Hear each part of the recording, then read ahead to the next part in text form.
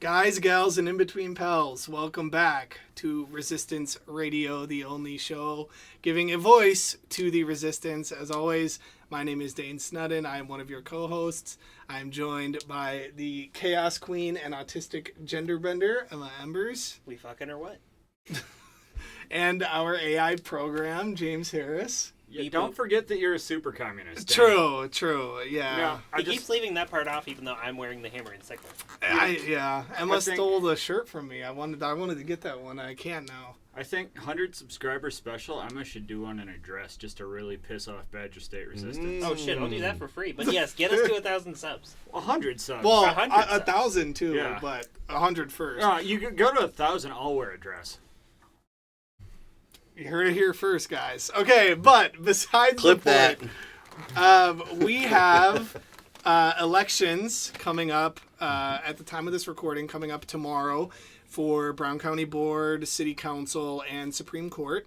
And so we are doing some last-minute campaign plugging and interviewing. We are joined by friend of the show, making a return visit as well, Jacob Toll. Hello. This is your third time? Second Twice. time? Second time, yes. What Although- district are you running for? I'm in District 22. Toll for 22. 2-2. Yes. And, we talked to you once before, kind of learned a little bit more about you, which if you guys haven't, go watch that episode. It is up on... Actually, we can link it in the description too. We can do that. We can. Right there. Somewhere around here. Yes. In this general vicinity. But how have things been? How's the campaign been going? All of that. It's been a long campaign. It's been, I think the start of November, I made the decision to start running, and it's been a very long 5 months. This is the 6th month, I think, but also very quick. It just I was going to goes ask, has right it on gone by. by quicker? Or it has. I feel like I've just decided to run, and now it's election day already, so. Yeah. Yeah. In some ways, there's a blessing and a curse. But, kind of like what we talked with Chris about earlier, have the things that you've been seeing from people been pretty consistent as far as issues and that type of thing? Or It's actually changed a little bit since the start of the election. There's been more discussion about AI data centers going on. If you've been following along with my campaign, I've had some talks with the village president, Mayor Kodowski, and, we don't exactly see eye to eye on the issue. But watching you in that video, though, like, I love talking to politicians like that. So it made Good. me, Good. a nice type of way. Yeah. So just trying to do what my neighbors want. They don't want an AI data center to come in, and if I'm being told that the only way to do that, which I don't agree with, is through the village, then I don't know why the village doesn't do it and put a moratorium in place. Yeah, and it was really interesting because I know that was something we talked about in the first episode, and we actually reacted to a clip a couple weeks ago of AOC and Bernie and a couple other national politicians calling for a moratorium, and we were like, this is like what we were talking about. Yep. Yeah. Brown County, we're at the forefront. Yeah.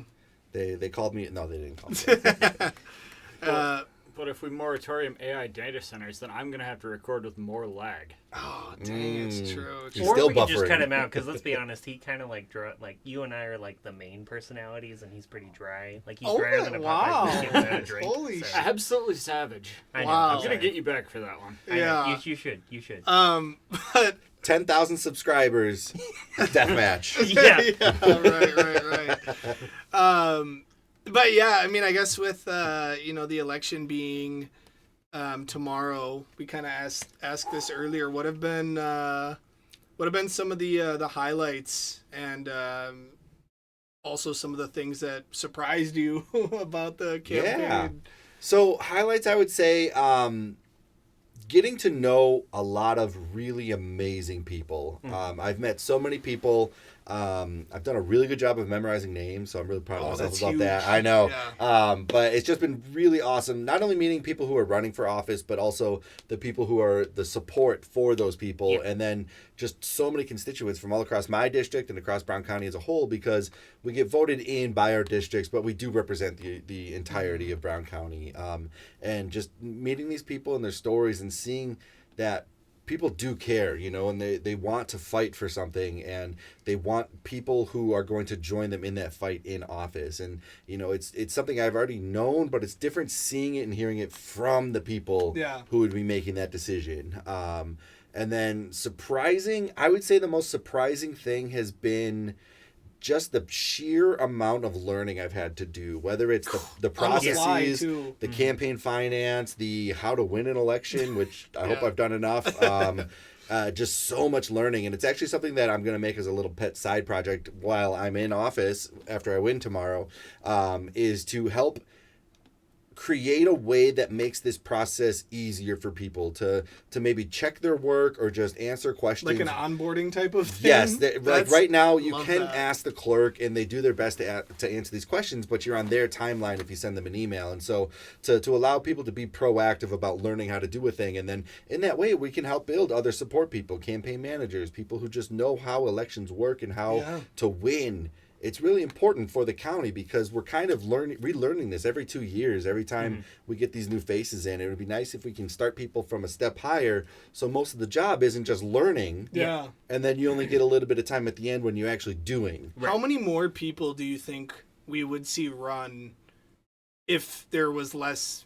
That wasn't as much of an intimidation factor. I think you would see a lot more of the races at the very least be opposed consistently year in and year out. Well, and that's one issue we had with this time because Alan Hugg was a really promising candidate against Melinda Eck, but then he got one very minor thing messed up on his paperwork, and of course she jumped at that. And the Green Bay School Board situation too at the start of the year, you know, that one, it broke my heart, and I've had a few talks with some people on how we can help make sure that doesn't happen ever again, because it's the amount of work it takes to get all of those signatures that they got is hours and hours of work even still. To get my 120 some signatures, I think I probably had to knock on 500 or 600 doors. Because you can't make someone open the door and sign your paperwork. And so for them to do that in like 48 hours shows a crazy community coming together. Not a crazy community, but a crazy effort by a community coming together. And then it didn't go through because of technicalities. Right. It's heartbreaking. Yeah. That is. But to make your dreams come true, that's actually exactly what I've been working on. Because after all the people that we had that weren't able to make it through this time, I was like, all right, screw this. I'm going to just start a new effort. Amazing. Like, I'm going to be like spending an SOP of... Yeah. It's what I want to have it do is basically, like, by the end of the year, I want to make it to where we can immediately mobilize and help for every step of the way, from, like, getting all your paperwork done, having it triple checked, all that good stuff. How to campaign once you're there. As somebody who's worked on campaigns a lot, I know how to campaign effectively, so I can train people with that, how to do doors. I've been a professional canvasser. I know how to do that. And then also, once they win, having like an actual primer on like, here's how you do your new job. Absolutely. Yeah, and yeah, this is a great life lesson for the viewers too. Talk to your friends about the things you want to do, because you can come together and create something greater than just you doing it on your own. And you find people. Talk about your passions. Talk about what you want. Because now I don't have to do any of it, and I can take the credit for it because I said it independently, and Emma's going to do the work. So. Yeah, exactly. Teamwork. You'll be the face, and I'll be the work. You're already playing politics. I know. Hey! I've been doing it. Her since primer worked. So it does. But yeah, when I was canvassing before, I remember if you get 1 out of every 5 doors to answer, you are absolutely crushing. You're crushing. You're God mode at that point. 1 out of 10 is still considered pretty damn good. Yeah. So I know I asked you a version of this before on the other episode, but we're uploading a new one, so it's worth asking. And things again. change, Yeah. So I'm gonna ask you 2 questions because I'm lazy. First, what was the moment that made you go, "Shit, I've got to run"? And then second, if you get one policy, I know you're going to probably say transparency at the county board level. So if you get one policy that's besides that, what would it be?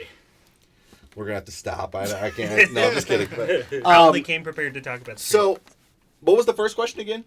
What was the moment that made you decide that you had to run?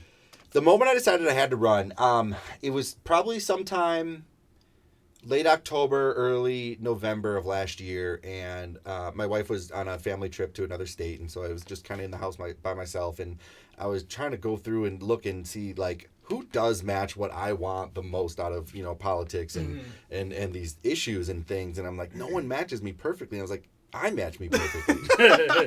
Like, that was really it. The realization of, like, I have the answers for my own questions. Right. Like, let's do it. Like, there's no one else who matches it. And I've always wanted to make a run. And if I never did it, I would really regret that decision. So I was like, this checks off so many boxes for me right now. So that mindset, I think that mindset is the key to defeating leftist infighting. Yep. Right? Now, if you don't like the fucking way things are done, run for office or shut the fuck up. Right. Well, I mean, kind of an aside before you answer the next question, I have that mentality all the time when I see people, like we talked about it on our No Kings episode, all these people on the left that are criticizing No Kings, and I'm like, I don't see you in the street organizing stuff. Where are you? Like, do your own. It can have blackjacks and hookers. Like, pardon me the appeal to hoity-toity, pretentious, famous people, but Gandhi once said, be the change you want to see in the world. Yep. And that's also a quote. Frederick Douglass said that too. Oh, did he? I didn't know that. Well, that's cool. Frederick Douglass said once. And Gandhi. Gandhi also said once, that. and probably a few other people, said once that you should be the change that you want to see in the world. And that's something that's been like a motivating, like primary thing in my head for, honestly, since I was like 16.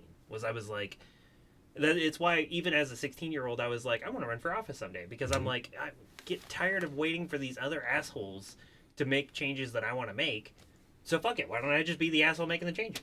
Exactly. I always refer to it as, I don't know how familiar you guys are with Marvel movies. But I know our viewers... Okay. You shit on me for making a Marvel quote last episode, and What now the- it's like what- listen to Now Marvel. Dade's gonna break out that he's actually got an encyclopedic knowledge of all of them. We did it on the pod, so I have video evidence of you going like, "Oh my god, an Ant-Man quote." No, well, okay. That is a horrible movie. And they could let us know in the comments. Okay. Did you watch Quantumania? That's okay. Get in the comments. That's like saying yes. DC comics are shit because of Morbius. I like all of them because I'm a dweeb and that's okay. just what I like. Anyway, Thanos says in one of the things when he goes to get the Infinity Gauntlet, he's like, "Fine, I'll do it myself." Love that moment. And like that's the vibe that we need to have. Yep. We need to have a Thanos mentality. Tim Pool is in the chat. But what the other question was the one thing that you would want to see happen, or if you could make it happen, what would it? If I were to be fully transparent on my answer, Well done. You're gonna fit it in there if you can. I would put into effect right away, straight away, a 12-month moratorium on AI data centers. Good. Yes. Because a moratorium is not an outlawing, it's not a banning. It says if this is what you're going to make, it must wait until after this period, at which time, hopefully, the state legislature will pass through their bills that they are working on right now about them, so we might not have to do anything anyways. But also, it gives people a time to come up with proper rules that they want to see to regulate and legislate. Because it's not even that I don't want AI data centers to go anywhere ever. It's that I think the communities should be the ones to decide whether they come there or not. And I heard a really good example of this from, I believe it was Lieutenant Governor Sarah Rodriguez. She said the Foxconn situation down near Milwaukee, they've got this giant facility and campus that's not being used at all. Why not put an AI data center there?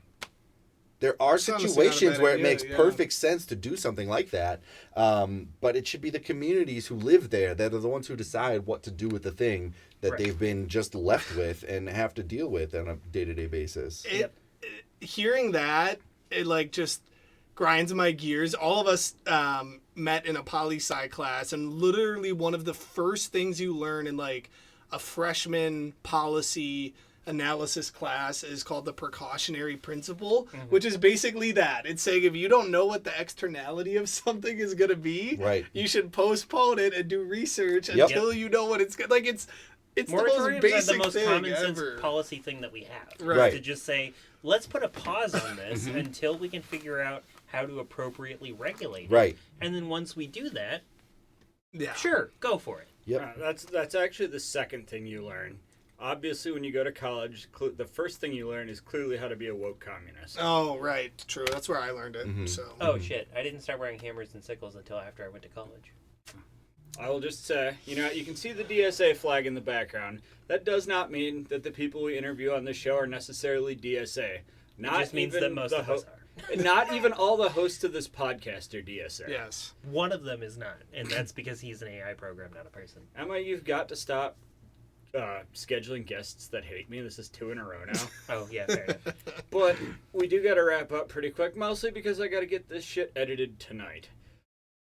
If you Give got a hand to our editor. Yeah. Woo! If you got closing thoughts, you want to leave people with, one do. clippable impression. The thing that makes the United States different from most other countries in the world is that we have this freedom and democracy, and the only way we're going to keep that is if we exercise it and use it. Yeah. That's what No Kings was about. Not that we don't have kings, it's that if we don't use our right to assemble and organize and protest and our freedom of speech, if Run we don't for use office. these rights to run for office without having to sign away your life or whatever, this is why. This is how it happens. Exercise your civic duties. Yep. Exercise your rights. If you don't, you'll lose them. That's just how it works. We've seen examples of this all over the world.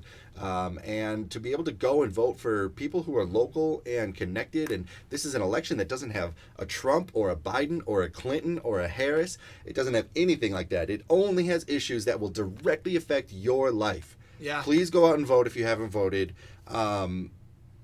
It's, people like me going out to do this and put ourselves out there, it only is because we want you involved. Mm-hmm. If you're not involved, all the work we're doing is for nothing. So please go out and vote. Vote for me. Vote early. Vote often. Yeah. Also, fuck Ronald Reagan. Oh, jeez, we almost didn't get that in We there. didn't get it in last episode. Woo! No, but seriously. We'll have to edit it in. Yeah. The way that you sprang out of your chair to say that. Well, there was a. I thought I one of- inspired you so much, and then One it's of, the just fuck Ronald intrusive, Reagan. one of the intrusive thoughts was jump right across the fucking camera screen, just fuck Ronald Reagan. But seriously, like, Then I was at like, least, where am I gonna land? at least one of these Brown County races is going to be decided like 50 to 45 or some shit. Yeah. Your vote matters in a way that it doesn't for federal elections. So Joey Presley, who's on city council right now, won his last election by 15 votes until they did the recount, and then it was 16. Yeah. So, Megan Martin's lost her primary challenge by 3 votes. Yep. Yeah. Every vote matters. That's one household. mhm. Yeah. So, yeah, like One I always household with say, multiple 18-year-olds. get active, get wise, get organized. Stay trashy goblins and don't be an unfrosted Pop-Tart unless you're a cool one like Rick Crossan. Love you all. That, Beep boop. Sorry, we forgot to give him a prompt. James, generate a closing statement.